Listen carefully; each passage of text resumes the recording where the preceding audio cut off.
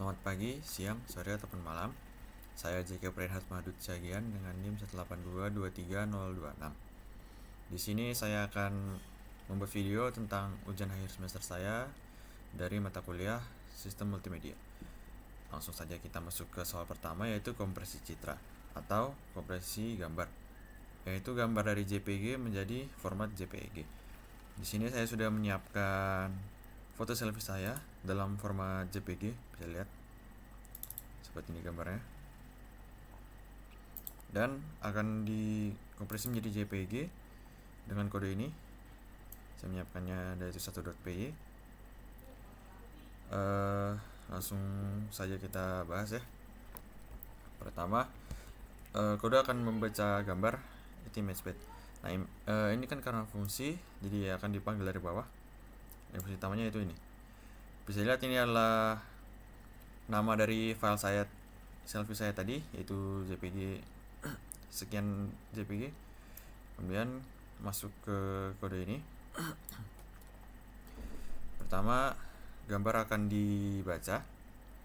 Kemudian gambar akan dibuat ke versi abu-abunya atau ke grayscale-nya, karena menurut saya sudah cukup untuk menunjukkan hasil dari kompresi dan sebelumnya.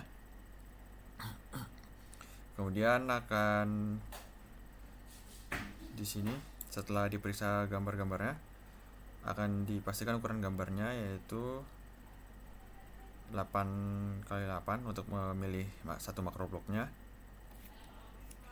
Kemudian lanjut ke encodingnya, yaitu adalah level shift. Level shift ini karena awalnya adalah dari 0 sampai 255, ini akan diubah menjadi -128 ke 127. Kemudian ada discrete cosine transform. Ini adalah inti ya dari konversi ke JPG-nya, yaitu mengubah representasi spasial, itu jadi representasi frekuensi.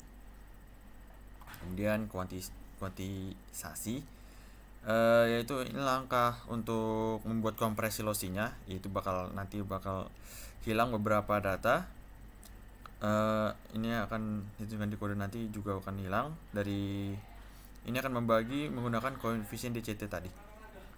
Jadi nilai-nilai dalam matriks ini nanti akan dirancang untuk ngebuang lebih banyak informasi yang frekuensi tinggi, itu yang gak kelihatan sama mata manusia. Kemudian inilah proses decodingnya. Pertama ada dekuantisasi atau inverse dari kuantisasinya. Itu akan koefisien yang kuantisasi tadi dikalikan lagi dan mencoba untuk menyamai yang aslinya ya. Tapi karena ini terjadi pembulatan sebelumnya, maka informasi yang udah hilang tadi nggak bakal bisa didapat. Itu akan membuktikan bahwa kompresi ini adalah lossy. Kemudian ada inverse discrete cosine transform. Ini adalah ngebalikin discrete cosine transform yang sebelumnya. Jadi ubah koefisien frekuensinya kembali ke koefisien representasi spasial atau pixel. Kemudian ada inverse level shift, itu kemudian membalikan lagi dari -128 ke 127 menjadi 0 ke 255. Kemudian ada ini clipping, yaitu nilai pixelnya itu diklip dari 0 sampai 255. Ini adalah visualisasi, kita run saja.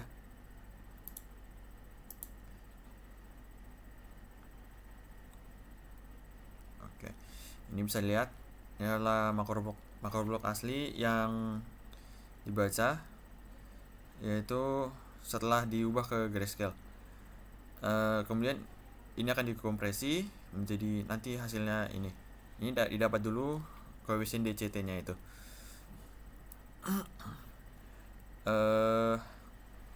Bisa dilihat bahwa perbandingan makro blok asli dan makro blok hasil decodingnya itu tidak jauh berbeda.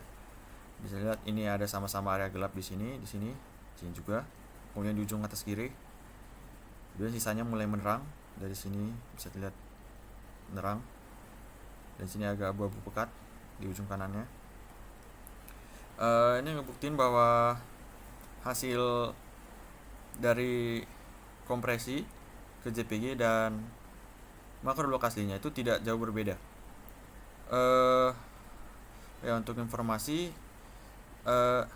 ini adalah gambar yang saya pilih dari bagian selfie saya, yaitu di bagian telinga saya di sini. Maaf, kita coba buka di Paint saja.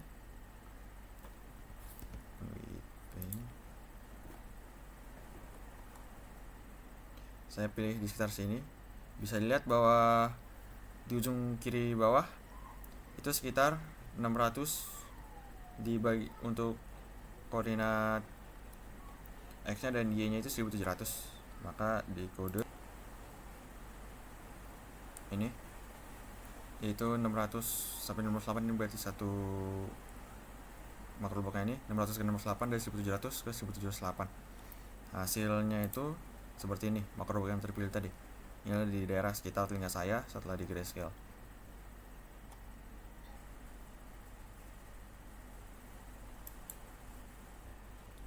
Oke. Bisa dilihat di terminal ada pertama rata-rata intensitas pixel gambar asli. Nilainya adalah 201,91. Ini menunjukkan bahwa gambar yang saya miliki tadi, selfie bagian telinga kanan saya dari gambar, itu cukup terang secara keseluruhan. Kemudian ini adalah makroblok asli, ini sama. Kemudian ini makroblok hasil decoding. Kemudian ada mean squared error antara makroblok asli dan hasil decoding. Nilainya adalah 7,05. MSE ini atau mean squared error itu adalah nilai yang menunjukkan kalau memang ada perbedaan antara makroblok asli dan hasil kompresinya. Kalau nilai 7,05 ini menunjukkan bahwa perbedaannya itu cukup kecil. Kemudian di bawahnya ada pixel to noise ratio atau PSNR dengan nilai 39,65 desibel. Nilai di sekitar 30-40 desibel itu umumnya dianggap sebagai kualitas yang baik untuk gambar yang dikompresi, di mana manusia itu tidak terlalu memperhatikan perbedaan kualitasnya. Semakin tinggi PSNR, semakin baik juga kualitas hasil decoding. Nilai 39,65 ini adalah PSNR yang cukup tinggi, yang menunjukkan bahwa rekonstruksi yang baik meskipun ada kompresi lossy-nya.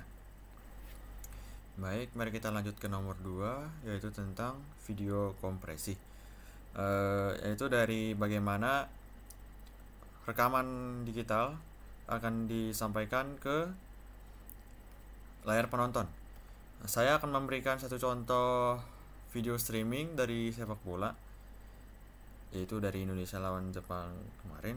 Saya lihat sebentar. And here we go then at the Suita City Football Stadium. Match day 10 of the third round of the AFC Asian Qualifiers. Road to 26, Japan. Ya, itu adalah klip sedikit dari video Jepang lawan Indonesia di AFC. Ini adalah video hasil rekaman yang akan nanti dikirimkan ke internet, atau sebelumnya sudah dikirimkan ke internet, misalnya ke platform streaming atau ke suatu server. Nah, penonton di berbagai lokasi dapat menyaksikan pertandingan ini di layar mereka, entah itu di komputer, smartphone, ataupun smart TV. Tujuan dari bagaimana kita memahami bagaimana video mentah yang direkam di lapangan seperti ini bisa ke layar penonton, akan saya jelaskan. Itu pertama-tama akan saya jelaskan dari sinyal video analog dan sinyal video digital. Pertama, sinyal video analog. Itu adalah representasi kontinu dari informasi video, mirip seperti sebuah gelombang.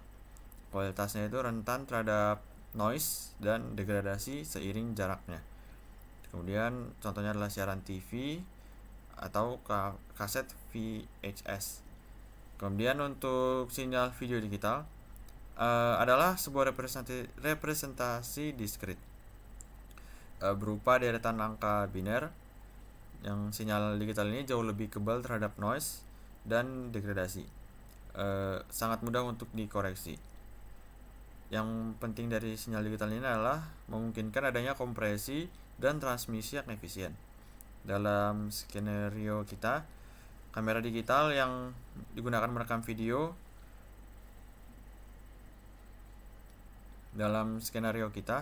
kamera digital yang digunakan merekam video dalam format digital.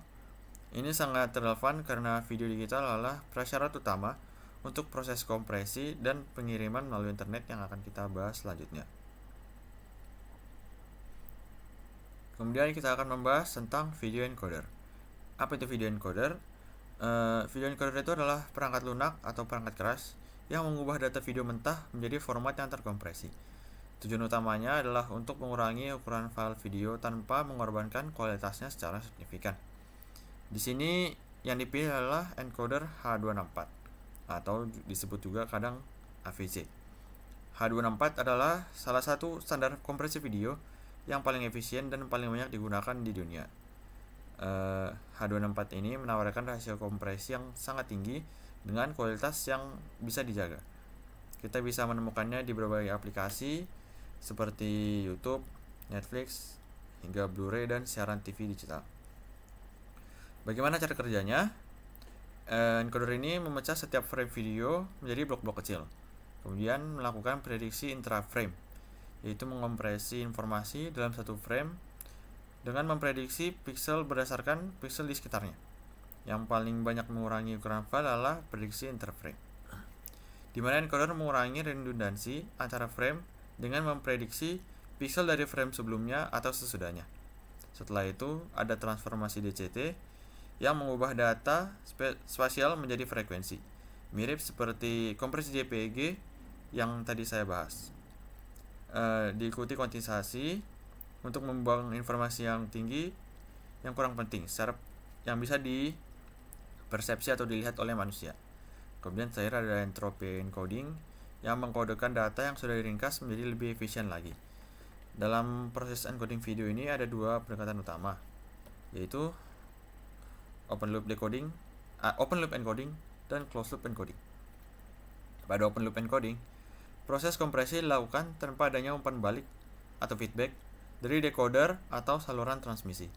Encoder mengkompresi video tanpa mempertimbangkan bagaimana video tersebut akan didekode atau bagaimana kualitasnya setelah transmisi. Metode ini lebih sederhana dan cepat, cocok untuk encoding offline. Sebaliknya, closed loop encoding atau bisa disebut juga dengan rate control adalah di mana encoder menerima umpan balik tentang status buffer decoder atau kondisi jaringan. Dengan umpan balik ini, encoder dapat menyesuaikan parameter kompresi secara dinamis, seperti bitrate atau tingkat kuantisasi, untuk mempertahankan kualitas target atau memenuhi batasan bandwidth yang tersedia. Metode ini lebih kompleks, namun menghasilkan kualitas video yang lebih stabil dan efisiensi bandwidth yang lebih baik, terutama untuk aplikasi streaming langsung seperti yang kita lihat di skenario pertandingan sepak bola tadi. Salah satu kunci efisiensi dalam kompresi video adalah pemanfaatan redundansi temporal. Apa itu? Itu adalah informasi yang sama atau sangat mirip yang muncul berulang kali di antara frame-frame berurutan dalam sebuah video. Misalnya di sepak bola tadi, latar belakangnya ada penonton yang kelihatannya tidak terlalu banyak bergerak, atau pemain yang hanya bergeraknya sedikit-sedikit dari frame yang satu ke frame berikutnya. Informasi yang berulang ini adalah redundansi. Bagaimana ini digunakan untuk kompresi? Jawabannya adalah daripada mengirimkan seluruh informasi untuk setiap frame, encoder hanya mengirimkan informasi perubahan atau perbedaan dari frame sebelumnya dan atau setelahnya. Ini dicapai melalui motion estimation, yaitu mencari blok-blok pixel yang paling cocok di frame referensi, dan motion compensation, di mana vektor gerak digunakan untuk memprediksi posisi blok di frame saat ini. Hanya vektor gerak dan sisa perbedaan saja yang dikirimkan, sehingga secara drastis mengurangi data yang diperlukan. Kemudian kompresi video juga sangat bergantung pada struktur group of vectors atau disingkat dengan GOP. GOP adalah sekelompok frame video yang berurutan yang saling bergantung satu sama lain untuk proses decoding.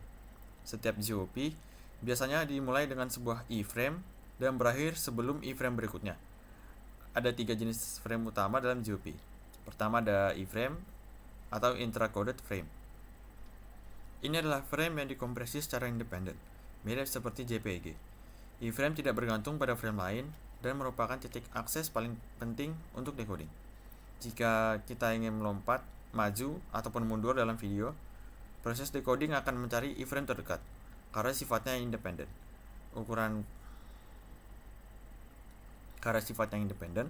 Ukuran file iframe adalah yang terbesar. Kemudian kedua ada pframe atau predicted frame. Pframe dikodekan berdasarkan prediksi dari iframe atau pframe sebelumnya. Ia hanya menyimpan informasi perubahan atau delta dan vektor gerak. Ukuran file pframe lebih kecil dari iframe. Kemudian yang ketiga adalah bframe atau bidirectionally predicted frame. Bframe dikodekan berdasarkan prediksi dari frame sebelumnya dan frame selanjutnya, bisa iframe maupun pframe. Ini adalah jenis frame yang paling efisien dalam kompresi dan memiliki ukuran file paling kecil. Namun untuk mendekodenya, decoder memerlukan buffering karena data dari frame masa depan harus tersedia. Contoh struktur GOP yang umum adalah I, B, B, P, B, B, P. Atau yang sederhananya ada IPPP. Sekarang, mari kita coba analisis perbandingan antara panjang GOP yang berbeda. Yaitu ada GOP sama dengan 20 dan GOP sama dengan 50. Panjang GOP ini mengacu pada jarak antara dua iframe yang berurutan. Ketika kita menggunakan GOP 20, ini berarti kita memiliki iframe yang lebih sering, yaitu setiap 20 frame. Keuntungannya adalah random access menjadi lebih cepat dan mudah. Seperti saat melakukan seek atau fast forward di video, ini juga membuat video lebih tahan terhadap error transmisi. Jika iframe rusak, hanya sebagian kecil GOP yang terpengaruh. Namun kerugiannya adalah ukuran file relatif lebih besar, karena lebih banyak iframe-nya. Sehingga kompresi kurang efisien secara keseluruhan. Kualitas visual mungkin terlihat sedikit lebih tajam pada gerakan cepat karena iframe yang lebih sering memberikan refresh penuh. Di sisi lain, dengan GOP sama dengan 50, kita memiliki iframe yang lebih jarang, yaitu setiap 50 frame. Keuntungannya adalah ukuran file lebih kecil, karena lebih sedikit iframe dan lebih banyak P atau B frame-nya, yang efisien dalam kompresi. Kompresi juga menjadi lebih efisien karena memanfaatkan redundansi temporal untuk rentang waktu yang lebih panjang. Namun kekurangannya adalah random access menjadi lebih lambat, karena decoder harus memproses lebih banyak frame untuk mencapai iframe berikutnya. Video dengan GOP 50 juga lebih rentan terhadap error transmisi. Jika iframe rusak, seluruh GOP dapat terpengaruh. Dari sisi kualitas, GOP 50 berpotensi lebih buram atau terlihat blocky pada gerakan yang sangat cepat jika bitrate-nya tidak cukup tinggi, karena prediksi yang lebih panjang. Singkatnya, pemilihan GOP adalah sebuah trade-off antara ukuran file atau efisiensi kompresi, kemudahan akses seeking, dan ketahanan terhadap error. Selanjutnya mari kita membahas soal nomor 3, yaitu tentang kompresi audio. Di sini saya sudah menyiapkan yaitu sebuah kode untuk kompresi audio, dan di sini ada file contoh dalam format WAV sebesar 2 MB.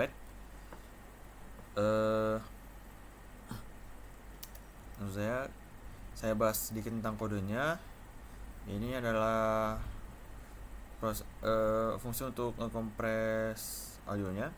Pertama ada memuat file audio asli yang tadi, yaitu file WAV dengan besar 2 MB akan di-load ke sini, kemudian akan dikompresi ke format MP3,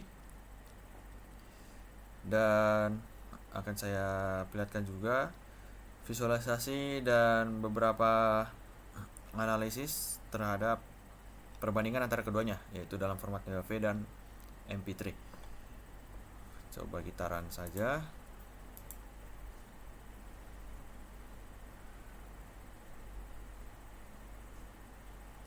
Oke, karena sebenarnya sudah jadi, bisa kita lihat di sini muncul sebuah audio MP3 sebesar 282 KB. Dan di sini adalah visualisasi dari perbedaan keduanya. Bisa dilihat bahwa pada bagian atas kita memiliki visualisasi gelombang audio asli, dan di bawahnya ada visualisasi gelombang dari audio yang udah dikompresi menjadi format MP3. Kalau kita lihat sekilas, hasil keduanya ini memiliki pola yang mirip dari keseluruhan. Bisa kita lihat bahwa secara keseluruhan dari pola amplitudo dan durasinya, keduanya ini identik. Ini menunjukkan bahwa kompresi MP3 ini berhasil untuk mempertahankan integritas struktur temporal audio yang penting untuk didengar kita saja. Kemudian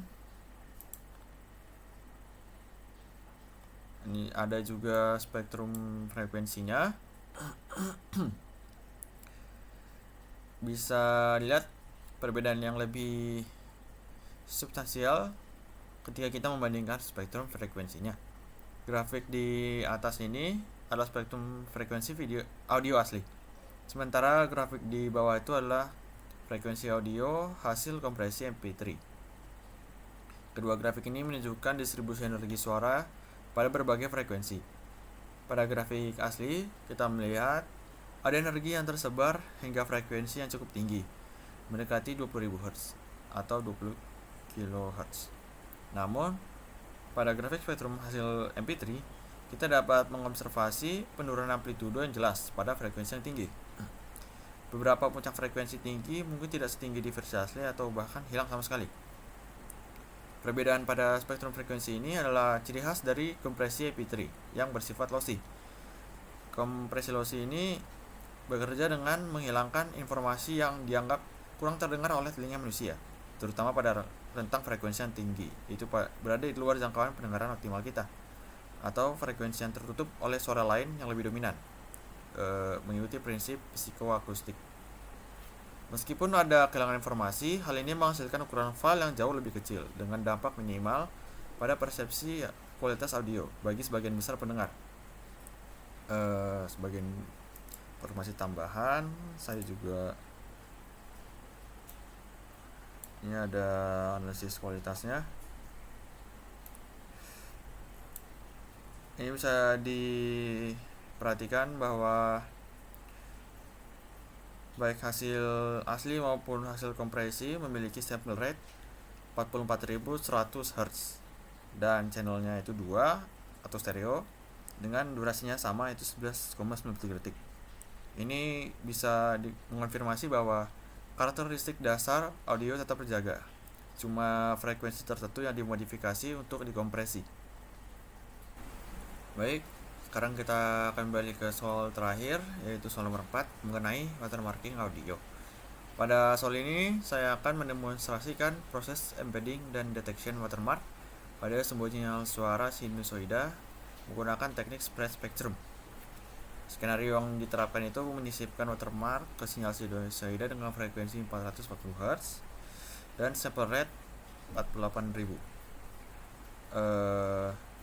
Kunci utama dalam teknik spread spectrum ini adalah penggunaan pseudo random sequence yang dihasilkan dari set unik, yaitu kombinasi bulan dan tanggal kelahiran saya, yaitu bulan saya Januari dan tanggal 25. Dalam eksperimen ini saya menggunakan dua variasi bobot yang berbeda untuk menyisipkan watermark. Ini ada bobot 0,05 dan 0,2 yang lebih besarnya. Ini adalah kode-kodenya, yaitu untuk membuat gelombang sinusoida, membuat PRS, kemudian mengembedded watermark, mendeteksi watermark, dan di sini adalah proses pembuatannya segala macam, visualisasi. Kita langsung saja untuk run untuk sebagai demonstrasinya.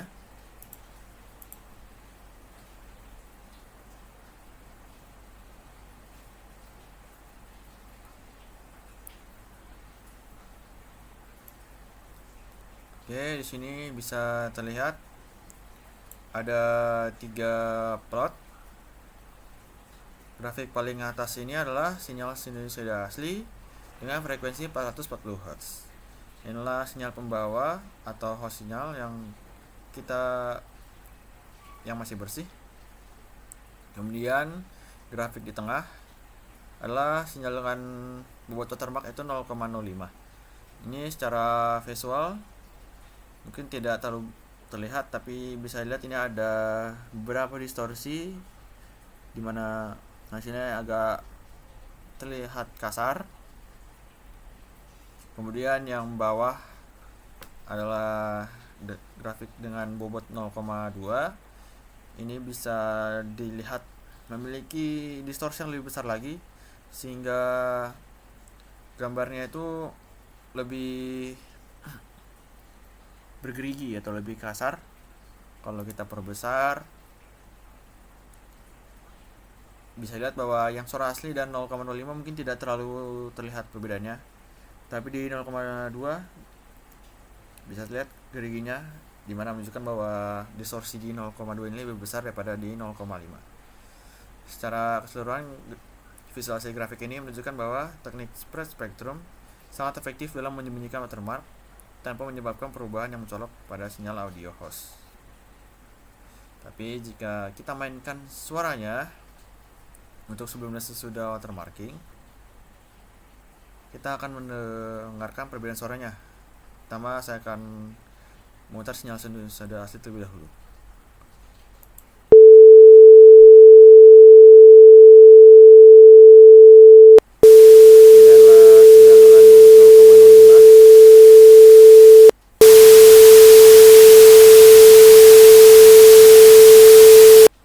Dan yang terakhir adalah sinyal dengan watermark bobot 0,2. Mungkin bisa didengar dengan jelas ya, dimana di bobot 0,2 suara bisinya itu lebih besar, sangat terdengar jelas dibandingkan dengan bobot 0,05. Kemudian setelah embedding, langkah berikutnya adalah proses deteksi watermark. Pada tahap ini, kita mencoba mengekstrak kembali pesan watermark dari sinyal yang telah di watermark. Saya akan menunjukkan hasil skor deteksi rata-rata per bit untuk kedua bobot yang berbeda. Pertama, untuk bobot 0,05, bisa lihat bahwa skor rata-rata deteksi per bitnya itu 0,0447, negatif 0,476, 0,532, negatif 0,483, dan seterusnya.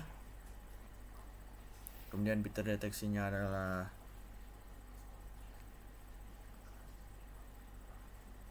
bit aslinya adalah 10101010, dan bit terdeteksinya adalah 10101010. Menunjukkan bahwa akurasi deteksinya itu 100%. Sedangkan untuk bobot 0,2, bisa lihat bahwa skor rata-rata deteksi per bitnya itu 0,1947, negatif 0,1976, 0,2032, negatif 0,1983, dan seterusnya. Bit aslinya adalah 10101010, bit deteksinya adalah sama, yaitu 10101010, sehingga akurasi deteksinya itu 100%. Berikut adalah analisis efek hasil deteksi. Dari hasil deteksi yang kita lihat di terminal, kita bisa menarik beberapa kesimpulan penting, yaitu perbedaan